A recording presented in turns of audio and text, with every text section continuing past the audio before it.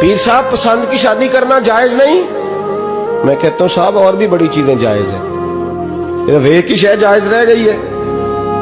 رسول پاک صلی اللہ علیہ وسلم سوائے اللہ کے کسی کے پابند نہیں، کسی کے پابند نہیں۔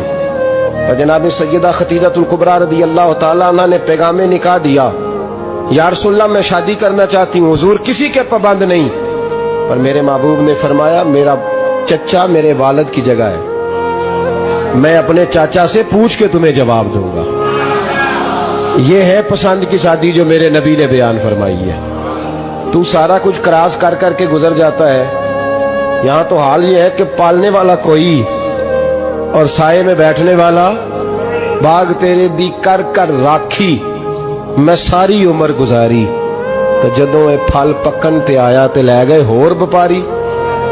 اور بیٹا گزرتا ہے اماں کے دروازے کے آگے سے، اماں کے دروازے کے آگے بیٹا امرود لے کے آیا ہے 6 کلو۔ توجہ ہے میری بات پر؟ ادھر دیکھیں جی، چھوڑیں تھوڑی دیر ہماری سنیں۔ وہ امرود لے کے آیا 5-6 کلو، تو اماں کے دروازے کے قریب سے گزر گیا رات کو،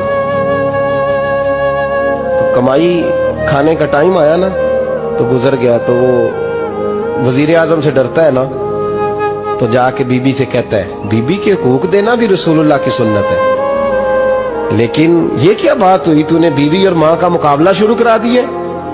سمجھ تو صحیح، یہ تیرے لیے کعبے کی جگہ ہے اور تو بیوی کے لیے کعبے کی جگہ ہے، اسے بھی سمجھنا چاہیے، غور کرنا چاہیے۔ 5 کلو امرود لے کے تو ماں کے کمرے کے قریب سے گزر گیا ہے، بی بی کو جا کے کہتا ہے چل آدھا کلو اماں کو بھی دے آ، اس کے کون سے دانت ہیں، تو پلیٹ میں ڈال کے وہ لائی ہے۔ تو سمجھا ہی نہیں، تو نے غور ہی نہیں کیا۔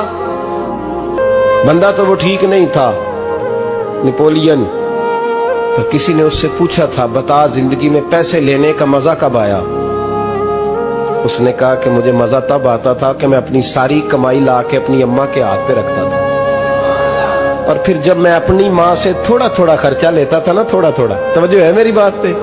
اماں جی 10 روپے دے آجے، کہ تو جب میں تھوڑا تھوڑا خرچہ لیتا تھا نا تو مجھے یوں لگتا تھا جیسے میں بادشاہ وقت کے سامنے کھڑا ہوں اور وہ خزانے کا منہ کھول کھول کے مجھے دیتا جا رہا ہے۔ تو اس ذائقے کو سمجھ تو صحیح بھائی، تو اس کو سمجھ تو صحیح بھائی، یاد رکھیں اور غور کریں۔ ماں اور باپ، اور پھر یہ بھی سن لیں، نبی پاک صلی اللہ تعالی علیہ وآلہ وسلم نے ماں باپ کے لیے فرمایا ہما جنتک و نارک، یہی تیری جنت ہے اور یہی تیرے لیے جہنم ہے۔ اگر یہ راضی ہو گئے تو تیرے لیے جنت ہے، ناراض ہو گئے تو چاہے تو 100 پیر کے مزار پہ حاضری دے آ، لیکن جب تک ابا راضی نہیں اتنی دیر تک اللہ راضی۔ یہ حدیث پاک ہے، حضور نے فرمایا جس کے والد راضی اس کا اللہ راضی، اور جس کا باپ ناراض اس کا اللہ، ہاں بے شک۔ اب یہ حدیث